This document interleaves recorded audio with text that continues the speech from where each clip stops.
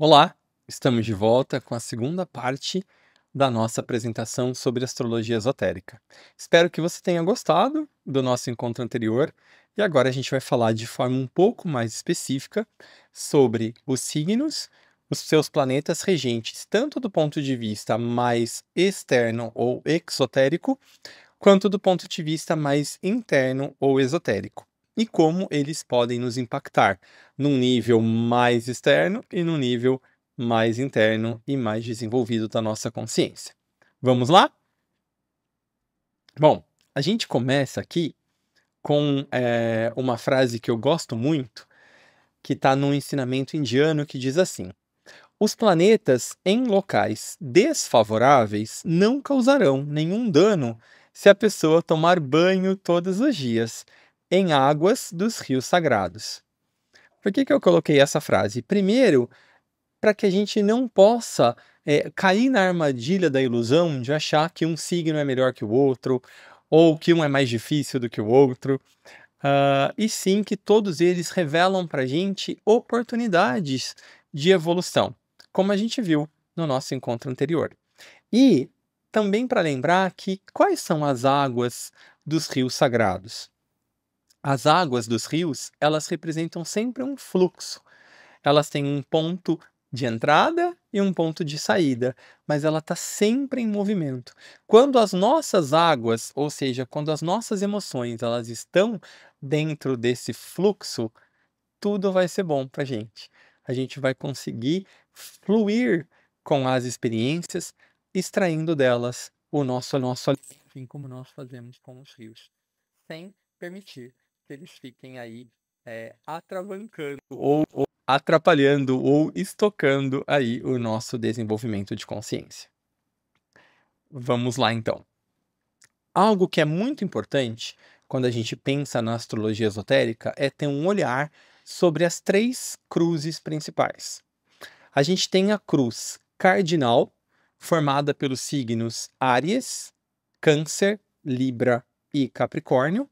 E essa cruz, a gente diz dentro da astrologia esotérica que ela está relacionada ao iniciado. Por quê? Porque essa cruz, ela vai promover grandes inícios.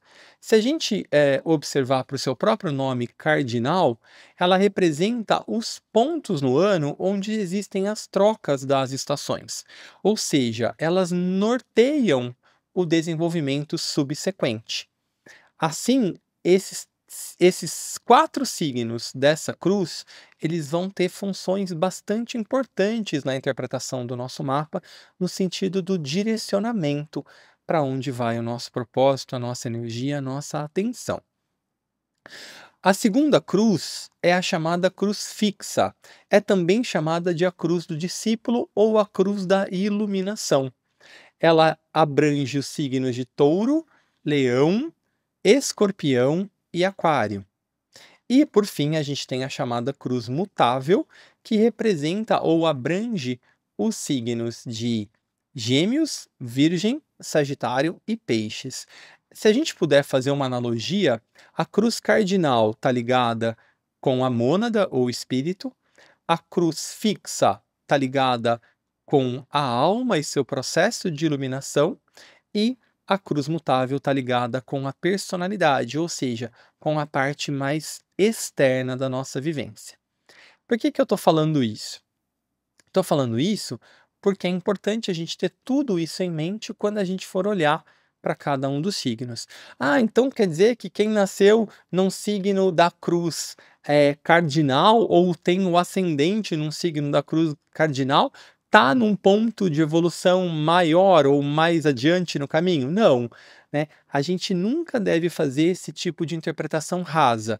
É bastante importante ter cuidado com essas armadilhas, né? É típico da gente, quando a gente aprende um pouco de um conhecimento novo, a gente acreditar que a gente já tem domínio sobre ele. Isso não é verdade. Eu estou trazendo essas informações como pistas, como pontos a considerar, mas é importante que dentro de qualquer ensinamento esotérico, a gente não vai levar ao pé da letra. A gente vai sempre fazer uma reflexão, uma pesquisa, uma meditação. O esotérico sempre convida a gente a despertar o nosso lado mais interno, mais intuitivo, tá bom? Faça sempre esse convite antes de participar de qualquer prática devidamente esotérica ou antes de estudar algo que seja de fato esotérico.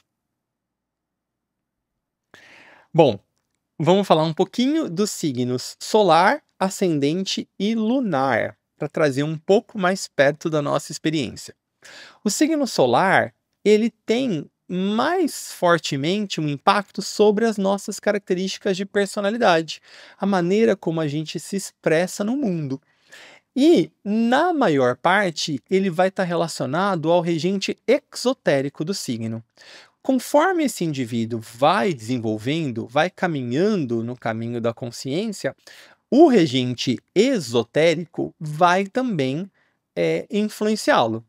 Mas, num primeiro momento, a gente vai entender, a gente vai reconhecer que é o regente exotérico que vai ter uma influência maior. O signo ascendente, ele tem a ver com o propósito da nossa presente encarnação. E a gente vai olhar sempre para o regente esotérico do nosso signo. Por exemplo, hipoteticamente, um indivíduo que tem o ascendente em Áries, ele não vai olhar para Marte, que é o regente exotérico, que é o regente, por exemplo, de quem tem o Sol em Áries, mas sim ele vai olhar para o regente esotérico, que no caso de Áries, o regente esotérico é Mercúrio, como a gente vai ver logo nos próximos slides. Mas é só para a gente manter essa informação, tá? Para a astrologia esotérica, o signo ascendente é bastante relevante, porque o signo ascendente ele vai mostrar para a gente qual é o propósito, mais ou menos em que parte do caminho espiritual a gente está e, principalmente, qual é a natureza da prova dessa nossa encarnação presente. Então, claro, a gente vai se expressar através do nosso signo solar, então ele jamais pode ser ignorado, porque a nossa forma de expressão é o que a nossa alma escolheu para se manifestar aqui, mas a gente vai ter um olhar bastante cuidadoso ao signo ascendente, porque é ele que vai mostrar para a gente qual que é, de fato, o propósito da nossa presente encarnação. E também, claro, a gente não vai nunca deixar de olhar também o signo lunar. Na verdade, eu coloquei esses três para a gente ter um ponto de partida, mas todos os planetas, as casas, os signos presentes no nosso mapa serão de extrema importância. É que, obviamente, para isso, a gente precisaria de bastante tempo e de reuniões sucessivas e consecutivas para que a gente pudesse ter um olhar mais abarcante da astrologia esotérica. Hoje a gente não é a nossa proposta de hoje. Hoje a gente vai falar realmente sobre esses três signos principais. Na verdade, o signo lunar a gente vai até falar um pouquinho menos. Então, vou trazer essa informação aqui agora, mas a gente vai focar mais nos signos e nos planetas regentes. O signo lunar, ele vai trazer para a gente características principalmente emocionais.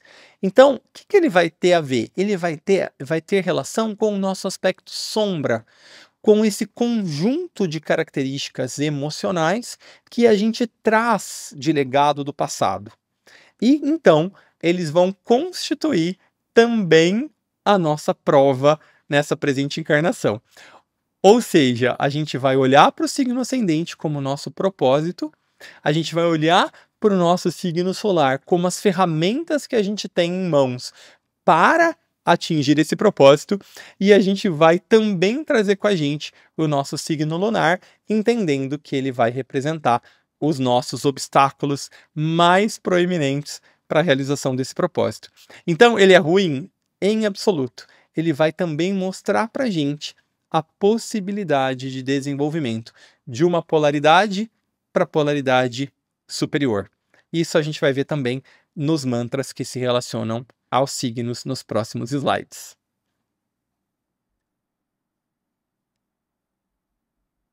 Aqui, vamos lá então.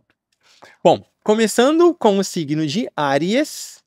Áries, como eu havia dado um spoiler, ele tem como regente exotérico, ou seja, o regente externo, Marte, que é o deus da guerra, e o regente esotérico, Mercúrio, que é chamado de o mediador, ou o mensageiro dos deuses.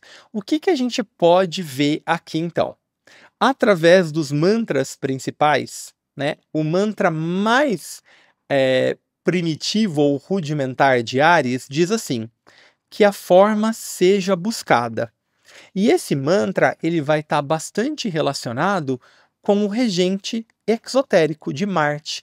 Lembra que na mitologia Marte é o deus da guerra, das conquistas, né? Antes das batalhas, os exércitos dedicavam-se ao deus Marte, porque ele promovia ali a vitória, segundo a crença deles. E Marte faz isso.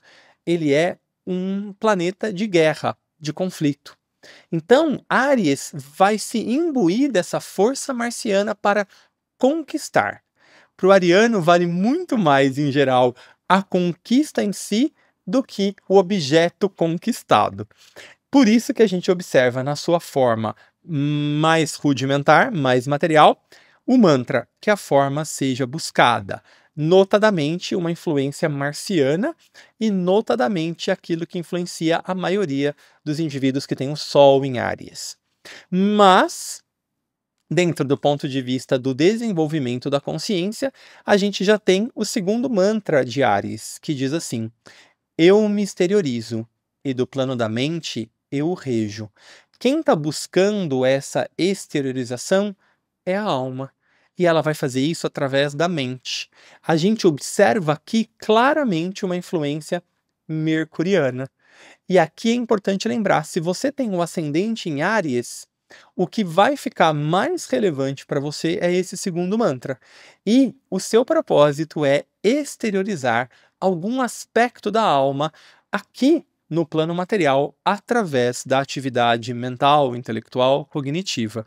Ou seja, se você tem um ascendente em Áries, é essencial que você tenha práticas como a meditação, como a reflexão, que vão fortalecer ou fortificar aquilo que os indianos chamam de Antakarana, ou ponte arco-íris, o caminho entre cérebro-mente, mente e alma.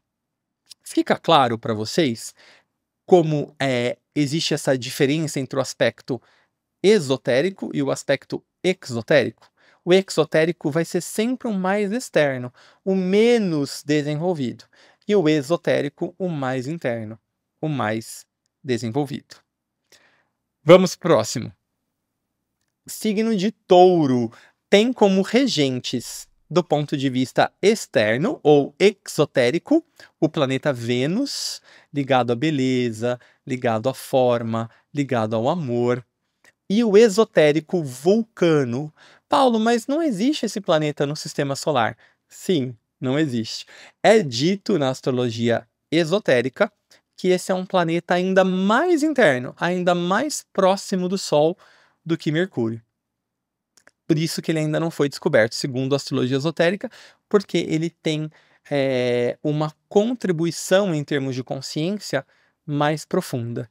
É dito para nós que quando a humanidade evoluir em termos de consciência, a gente vai perceber e reconhecer essa influência de Vulcano. Vamos aos mantras. O mantra externo de Touro diz assim: que a luta seja corajosa. Aqui fica claro para a gente a influência do que a gente entende como signo de Touro. Esse animal forte tem a ver com fertilidade, tem a ver com determinação, aquele animal que rumina, engole um pouco o alimento, faz o seu processo de deglutição, mastiga de novo. Então tem muito a ver com paciência, tem muito a ver, a gente fala com teimosia, mas na verdade é uma obstinação, uma busca ali por força, por determinação, por alcançar os seus objetivos. E aqui ele diz, né, que a luta seja corajosa. Algo que é importante a gente pensar é que quando a gente fala em luta, a gente fala em conflito, né? E a gente fala em polaridades. É natural do externo que a gente tenha o bem e o mal, o homem e a mulher, né? O dia e a noite. Quando a gente vai para um aspecto mais interno ou esotérico, a gente vai para um ponto de fusão, de síntese, de união. Então, o touro externo tem muito a ver com conquista também, de um jeito diferente do marciano, mas tem a ver com acúmulo de bens, tem a ver com tudo aquilo que é material. E ele enxerga isso como uma luta, como algo que eu preciso conquistar, vencer, ampliar.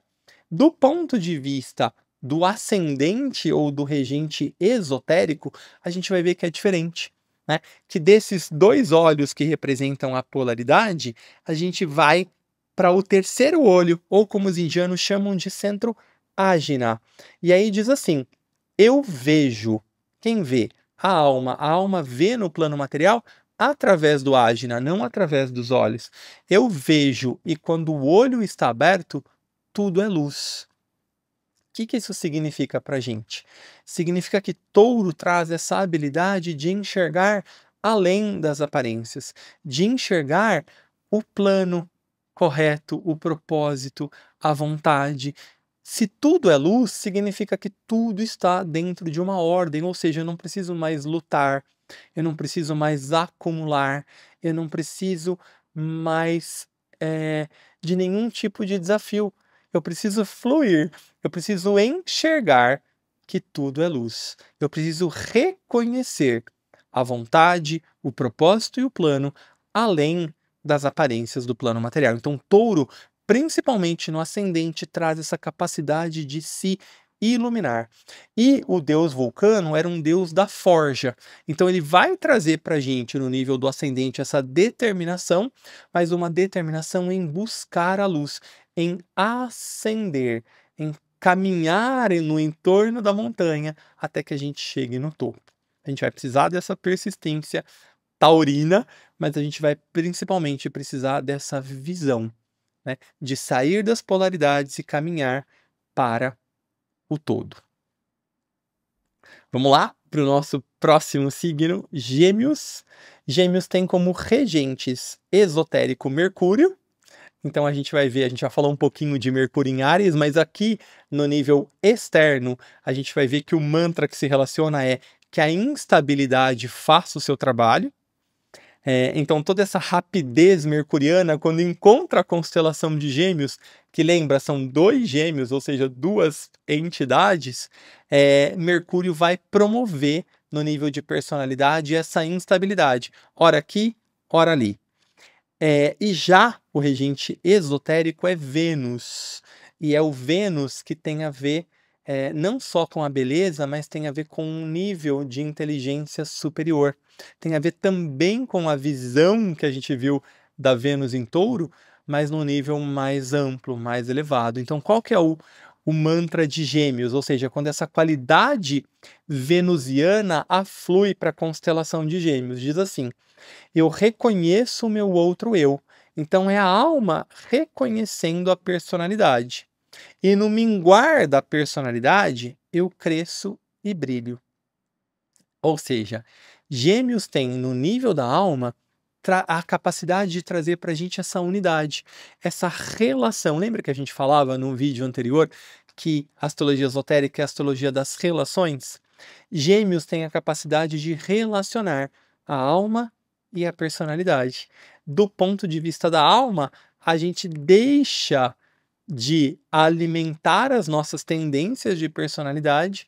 Então, quando a gente faz isso, principalmente através do autoesquecimento, do serviço ao próximo, a gente vai fortalecendo, abrindo espaço para o nosso eu maior. Então, em Gêmeos, a gente falou já isso no trabalho de Hércules relacionado a esse signo, tem aqui o vídeo no nosso canal, se você procurar, mas Gêmeos tem a ver com essa relação entre alma e personalidade. E tem a ver com, ora, uma se sobressai, então a outra se recolhe. Ora, a outra se sobressai e a outra se recolhe.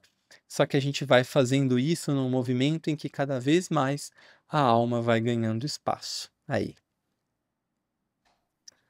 Vamos lá para o próximo signo, signo de Câncer. O regente exotérico ou externo de Câncer é a Lua. E o seu regente mais interno é Netuno. Vamos olhar os mantras aqui. No nível mais externo ou mais rudimentar, o mantra de Câncer diz: que o isolamento seja a regra, embora exista a multidão.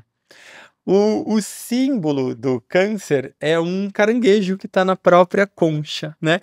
Então, no nível de personalidade, câncer tem a ver com essa tendência à introspecção, com essa tendência ao isolamento. Às vezes, o indivíduo de câncer pode ter uma vida social ativa, mas poucos indivíduos conseguem adentrar as suas barreiras, que sutilmente ele coloca. E aí, poucos indivíduos têm acesso àquilo que ele tem de mais precioso, que é a sua vida íntima. Então, precisa prestar bastante atenção para esse isolamento não prejudicar as relações. Já no ponto de vista espiritual, ou do ascendente, né? Ou mais esotérico, mais interno, o mantra de Câncer diz: eu construo uma casa iluminada e nela habito. A nossa primeira casa é o nosso corpo, né? Então, Câncer traz para a gente, do ponto de vista esotérico, esse olhar para o corpo. Como é que eu estou cuidando desse corpo?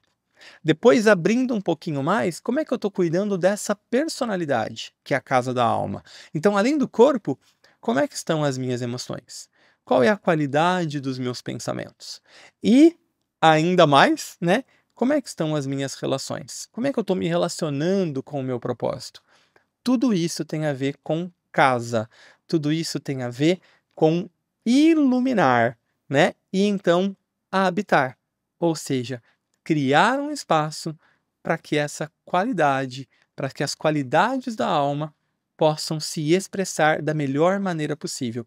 Então a gente vai perceber que Câncer tem a ver também com o aperfeiçoamento das formas, com buscar a perfeição, porque cada vez mais a gente vai abrindo espaço para a alma nos habitar, mas a energia de Câncer vai também apontar para a gente quais são os aspectos que devem ser burilados, aperfeiçoados, porque aí cada vez mais a nossa forma vai abrigar com mais perfeição a nossa alma, vai ser cada vez mais um reflexo mais fidedigno da nossa realidade interna, que é a alma, tá bom? Vamos lá para o próximo signo. Aqui a gente tem uma situação um pouquinho diferente. A gente tem Leão, que vai ter o Sol tanto como regente exotérico quanto como regente esotérico. Olha que interessante. O mantra de Leão, no nível mais externo ou de personalidade, diz assim: que existam outras formas. Ainda assim, eu governo. Então, essa qualidade do Sol magnética, atrativa, ela vai ser utilizada de uma forma egoísta. Eu vou me utilizar desse poder do Sol para dominar, para governar. E aí, então, isso pode ser bom no sentido de que ajuda os outros ao seu redor a se nutrirem, mas pode causar dependência, as relações vão ficando desequilibradas. Isso é sempre um ponto de atenção para quem tem o Sol em Leão. Já no ascendente, a qualidade do Sol também, porque é o mesmo regente, vai ser diferente. Vai ser uma qualidade de integração. Então o mantra diz assim: eu sou aquele e aquele sou eu. Ou seja, é a alma olhando para a personalidade, se reconhecendo ali de uma forma mais conectada do que em Gêmeos, quando ela fala o outro eu, aqui não tem outro eu, é eu sou aquele. Embora haja ainda uma dissociação entre eu e aquele, mas eu sou aquele e aquele sou eu. Então, a qualidade de Leão, através do Sol no nível esotérico, vai promover unidade. Então, vai dissolver as nossas barreiras, vai promover a integração, tanto do ponto de vista vertical da cruz, quanto do ponto de vista horizontal, onde a gente vai se reconhecer no outro. Então, eu sou aquele e aquele sou eu. Então, eu vou começar em Leão perceber a unidade entre todas as formas, ou o que os indianos chamam de Sutratma, do fio da vida, da qual cada um de nós é uma pérola, mas esse fio perpassa todas as pérolas. Então, o Leão traz para a gente, do ponto de vista esotérico, união interna e externa. É muito bonito, né? Bom, vamos lá para o signo de Virgem. Virgem tem também, assim como Gêmeos, o regente exotérico Mercúrio, então também vai ser um signo bastante mental, estratégico, que planeja, e do regente esotérico mais interno vai ter a Lua. A gente vai ver por quê. Então vamos lá. Os mantras de Virgem. O primeiro mantra mais externo ou mais rudimentar diz assim: e a palavra disse que reine a matéria. Importante a gente lembrar que Virgem é um signo de terra e que Virgem representa a própria Virgem Maria, que foi fecundada pelo Espírito Santo. Então, a Virgem, simbolicamente, representa essa matéria, esse solo fértil onde a semente deve nascer. Virgem Mater, né? Ou mãe, ou matéria. No ponto de vista externo ou exotérico, vai ter um olhar para a materialidade, vai ter um olhar para a concretude, para as coisas como elas aparentam ser. Então, o virginiano, regido por Mercúrio aqui, ele vai buscar o aperfeiçoamento de tudo que é material. Ele vai entender o funcionamento das coisas, ele vai buscar ciência, ele vai ler, vai buscar cultura, até que ele consiga esse controle, né? E aí a gente vai ver que esse controle também está muito associado ao seu aspecto de pureza, que tem a ver com esse outro aspecto da matéria, que tem até uma certa fragilidade, uma certa inocência. E já do ponto de vista esotérico ou espiritual, o mantra é muito bonito também. Ele diz assim: eu sou a mãe, a matéria, né? Mas eu também sou o filho. Eu, Deus, matéria sou. Então, Virgem vai representar, do ponto de vista esotérico, uma integração ainda mais aprofundada daquilo que foi conquistada no signo anterior, que é Leão. A gente vai ter em Virgem uma perfeita integração entre o Pai, o Filho e o Espírito Santo, ou seja, a Santíssima Trindade, ou Brahma, Vishnu e Shiva. Virgem no ascendente vai trazer para a gente a integração da nossa alma com a nossa personalidade e já vai também promover com o nosso aspecto ainda mais interno, que a gente chama de espírito ou mônada. E por que será que então ele é regido pela Lua? A Lua, ela traz para a gente essa ideia de instabilidade, mas ela também é um reflexo da luz do Sol, né? A Lua também é esse satélite para o nosso planeta e também vai ajudar a concretizar no plano material todas essas abundantes ideias do signo de Virgem. Ou seja, mesmo no ascendente, que tem esse aspecto mais espiritual, de integração, é importante. A Lua vai ajudar a trazer essa ideia para a concretude, para que não fique só no abstrato, mas que se manifeste aqui também no plano material. Aí a gente vai para o nosso próximo signo, que é Libra. Libra tem como regente exotérico, assim como Vênus, assim como Touro, perdão, tem o regente Vênus, e o regente esotérico mais interno, Urano. Os mantras são: e a palavra disse que a escolha seja feita. E aqui a gente pode observar que Libra, essa palavra, vem de equilíbrio, ou um dos símbolos é a balança. E aí, então, o signo de Libra, do ponto de vista solar, mais material, tem a ver com essa indecisão, tem a ver com buscar algo a escolher, né? Então fica pondera para cá, pondera para lá. Já do ponto de vista espiritual, a gente tem uma outra característica. A gente tem uma escolha consciente. Eu escolho entre o caminho, eu escolho o caminho entre as duas grandes linhas de força. Então, aqui, do ponto de vista do ascendente ou mais esotérico, é uma escolha consciente, que não vai nem aqui, nem aqui. Vai no caminho do meio. Escorpião, a gente chega para o oitavo signo. Escorpião, assim como Leão, tem os dois regentes, exo e esotérico Marte. E a gente vai ver que também tem um corregente aí, Plutão, mas vamos falar primeiro de Marte. Então, assim como Áries tem como regente Marte, né? Só que Escorpião não é um signo de fogo como é Áries, é um signo da água, um signo feminino. O mantra diz assim, que Maya floresça. Maya é uma palavra indiana para ilusão, para materialidade. E a decepção governe. Então, do ponto de vista material, Escorpião tem muito a ver com ilusão, com enxergar as coisas de uma maneira distorcida. Quando a gente coloca um objeto na água, o objeto está ali, mas ele está distorcido.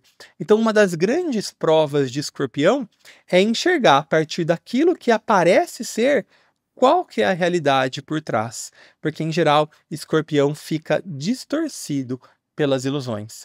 Já do ponto de vista mais evoluído ou mais espiritual, o mantra diz: guerreiro eu sou. Aqui é o Marte, guerreiro, né? E da batalha eu emerjo triunfante. Então, o primeiro Marte, que enxerga as coisas meio distorcidas, que quer brigar, que quer ir para a guerra, e o segundo Marte, que é o guerreiro, que é aquele que canaliza em si e não para fora de si a força, o poder, a coragem e principalmente a vitória. Ele emerge triunfante. Lembra? Tem vários ensinamentos que dizem que o maior inimigo a vencer é o eu. Marte, aqui em Escorpião, no signo ascendente, no aspecto esotérico, vai trazer essa força para a batalha interna e não para a batalha externa. Aí a gente tem o signo de Sagitário, nosso próximo signo. Tem como regentes exotérico ou externo Júpiter e o esotérico a Terra. Terra não tinha aparecido em nenhum até aqui o momento, nem Júpiter. O mantra exotérico de Sagitário diz assim, que haja a busca pelo alimento. Então lembra que o símbolo de Sagitário é um animal, né, um cavalo, um centauro, que é um cavalo com o corpo de um homem. Então essa natureza material sagitariana fala muito alto. Embora ele tenha uma cabeça humana, ele tem apetites e instintos materiais. Então é a busca pelo alimento. E não só o alimento de comer, mas os apetites, os instintos, os desejos. Tudo isso tem o ardor do fogo sagitariano. E essa força para buscar esses apetites, para satisfazer esses apetites. Quando a gente olha do ponto de vista esotérico, um dos símbolos já não é mais o centauro, mas assim o cavaleiro montado no cavalo branco, que é quando o indivíduo tem o controle, simbolicamente falando, da sua natureza material. Então ele vai utilizar esse cavalo, ele vai cavalgar. O cavalo é mais rápido que o humano, é mais forte, mas a sua natureza, o seu controle já não é mais material, é agora espiritual ou de consciência. E aí o mantra de Sagitário é muito inspirador. Diz assim: eu vejo a meta, eu alcanço a meta e então eu vejo outra meta. Ou seja, vai trazendo toda a força para caminhar, para expandir. Expansão é uma qualidade de Júpiter, mas não é aqui uma expansão material, é uma expansão para o alto. Lembra que o Sagitário é também o arqueiro, né? O arco é a mente e a flecha é o pensamento de fogo que direciona o caminho. Então, o Sagitário vê a meta, ele tem a força para alcançar essa meta, então ele vê uma outra meta. E de forma similar à Virgem, a gente tem a Terra aqui, e a Terra também como esse planeta, como esse elemento que traz para o concreto. Sagitário tem uma tendência do ponto de vista material a ficar ali no plano das ideias, né? E quando ele não consegue trazer para o concreto, ele se perde um pouco nos seus pensamentos. Aqui é importante o foco, né? Esse mundo idealizado deve ser trazido aqui para o plano material. Isso é muito importante. Opa! Agora a gente chega no 10º signo, que é Capricórnio. Vamos ver um pouquinho. Capricórnio, assim como Leão e Escorpião, tem os dois signos regentes, os dois planetas regentes, Saturno. E também a gente vai ver aqui a natureza dessa qualidade do ponto de vista mais material e do ponto de vista mais espiritual, através dos seus mantras. O mantra mais exotérico ou mais material diz assim: que governe a ambição e que a porta seja larga. Então a gente entende aqui em Capricórnio essa busca, né, por poder. A gente costuma dizer na astrologia exotérica que são indivíduos frios, calculistas, ambiciosos. Essa qualidade está presente através de Saturno em Capricórnio para trazer esse poder, essa disciplina, essa persuasão, essa determinação para alcançar os objetivos. Ele quer uma porta larga, porque ele quer o conforto, a vitória, ele quer conquistar, né? De um jeito diferente do Áries, mas lembra que eles são signos da mesma cruz, apresentam os animais são semelhantes, um é um carneiro, outro é o bode. Capricórnio, através de Sagitário, lembra perdão, de Saturno, lembra que Saturno é o deus Cronos, o deus do tempo, que ensina paciência, que ensina a gente a alcançar os nossos objetivos lentamente. Isso tudo está presente em Capricórnio. Mas do ponto de vista esotérico, ou mais interno, né, ou mais evoluído, a gente pode dizer assim, é muito bonito também. Diz assim: perdido estou na luz divina, e a ela eu dou as costas. Esse estar perdido na luz é que tamanha é a sua integração, não só com a sua alma, mas com a luz divina, que ele já é parte disso, não tem mais separatividade entre o que ele é e a luz que governa o mundo. E aí ele se dá as costas, ele dá as costas a essa luz. Por que será que ele dá as costas a essa luz? Porque ele abdica. Lembra que antes ele queria a porta larga? Agora não. Agora ele abdica da luz e então ele dá as costas à luz para iluminar o caminho do peregrino, daqueles que estão no vale e daqueles que estão subindo a montanha. Capricórnio, um dos seus símbolos é o bode, lembra? O bode que vai patinha por patinha ali escalando aquelas montanhas íngremes através da disciplina, através daquela visão clara, através do desapaixonamento. Por isso que a gente fala que ele é frio, né? Na personalidade. Mas todas essas características vão ser importantes para compor esse aspecto mais amplo, onde então ele passa a ser não aquele egoísta, mas sim aquele que abnega, né, da própria vida para iluminar o caminho daqueles que estão tanto no vale quanto daqueles que estão subindo o caminho. É muito bonito. Capricórnio no seu ponto mais elevado. Aí a gente já tem esses dois últimos signos, são chamados comumente de signos mais transcendentes já, né? A gente, na própria matemática, a gente muda de dezena em dezena, né? Então a gente comumente diz na astrologia que Capricórnio fecha um ciclo, mas aí a gente tem mais dois signos. É dito que em tempos remotos haviam apenas 10 signos, e agora a gente tem 12. Então esses dois próximos têm um caráter já mais transcendente. Vamos lá ver.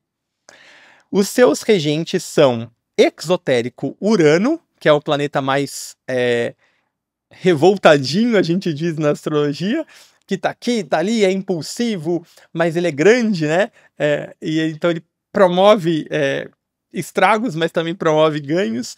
E o esotérico Júpiter, que é o mesmo regente exotérico de Sagitário, que a gente viu que é magnético, que é grande, que é poderoso.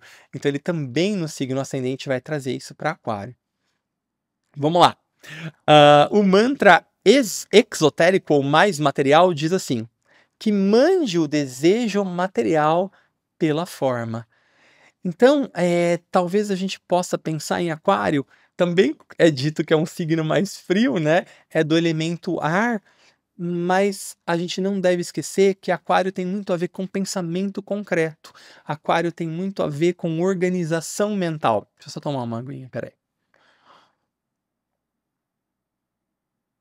Então, nesse aspecto, tem a ver com o desejo material pela forma, pelo aperfeiçoamento da forma, por entender melhor essa forma, por organizar melhor essa forma, por aplicar todo o conhecimento na forma. Então, Aquário tem a ver com isso também. Já, olha que lindo o mantra dele espiritual, quando ele tem toda essa abundância, essa força de Júpiter, né? Diz assim: Água da vida eu sou. Lembra que o símbolo do aquário é um homenzinho carregando um jarro, né? Água da vida eu sou, vertida aos homens que têm sede. Então aqui, nesse ponto de vista mais espiritual, aquário tem a ver com doação, tem a ver com o servidor. Então ele tá tão... Lembra que em Capricórnio ele se encontrou com a luz? Né? Aqui ele já é essa luz num ponto mais à frente ainda, onde ele doa essa luz a todos aqueles que têm sede. Lembra que no trabalho de Hércules que a gente falou sobre o signo de Aquário, ele dissolveu as paredes da separatividade e promoveu o fluxo do rio. O mesmo rio que a gente falou no início dessa nossa apresentação. Então, Aquário tem a ver com fluxo, tem a ver com amor, com unidade, com fraternidade, quando ele está desse ponto de vista mais elevado. Então, Jung tem uma visão um pouco mais fria no início, né? Um pouco mais individualista, um pouco mais autocentrado através do seu conhecimento, que é geralmente muito grande, muito inteligente, e aí então caminha para um altruísmo puro, né? Para uma fraternidade, para uma profunda conexão com todos os seres e com todas as formas de vida. Até que a gente chega no último signo do zodíaco, o 12º, que fecha um ciclo, que é o signo de Peixes. Vamos ver um pouquinho melhor sobre o Salvador. A gente saiu do servidor para o Salvador. Vamos lá? Os seus regentes são, do ponto de vista externo ou exotérico, Júpiter, e do ponto de vista mais interno ou esotérico, Plutão. A gente viu que Plutão estava lá presente em Escorpião. Eu falei só um pouquinho, porque eu quis dar mais ênfase na força de Marte, perdão, que também é um regente de Áries, mas agora aqui a gente vai falar um pouquinho mais do Plutão. Os mantras dizem assim, que busque a matéria. Peixes, embora seja um signo transcendente, ele é também um signo material. Lembra que, assim como Gêmeos, são os peixes e eles são ligados por um fio. Então, também é uma representação da nossa natureza espiritual e da nossa natureza material. E o peixe nada no oceano das emoções. Por isso que a gente diz que o pisciano é chorão, que ele é meio melancólico, assim como é o canceriano, que também é do elemento água. Mas aqui o peixe se perde um pouco na materialidade, quando ele está no ponto de vista governado mais pela personalidade, né? no ponto de vista mais material. Já no ponto de vista espiritual, o mantra também é bastante inspirador. Diz assim: eu deixo a casa do Pai, e ao retornar, eu salvo. Então aqui é um ponto ainda mais além no caminho espiritual, onde a mônada, o espírito, deixa a casa do Pai, né? Faz todo o seu mergulho na matéria. Lembra que a matéria seja buscada, né? Que busque a matéria.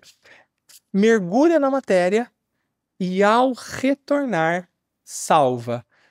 E é o signo do Salvador, né? A gente teve a Era de Peixes, 2000 anos atrás, representada pelo próprio Cristo, né? Como o Salvador do mundo. Então, Peixes, nesse ponto do caminho, né? Nesse nível de consciência, ele não vai só servir aos outros, ele vai salvar os outros. A sua vida vai ser uma vida de redenção, não só dele, mas de todos ao seu redor. E aí a gente tem, né, no trabalho de Hércules também uma representação muito bonita, que é onde Hércules coloca todo o rebanho, e não só um touro, mas dentro do cálice. Cálice é um símbolo também para esse chakra, né, do coração, que tem a ver com unidade, que tem a ver com amor e fraternidade a todos os seres. Espero que tenha feito sentido para vocês. Espero que vocês tenham gostado. E deixem, por favor, os seus comentários, o seu like.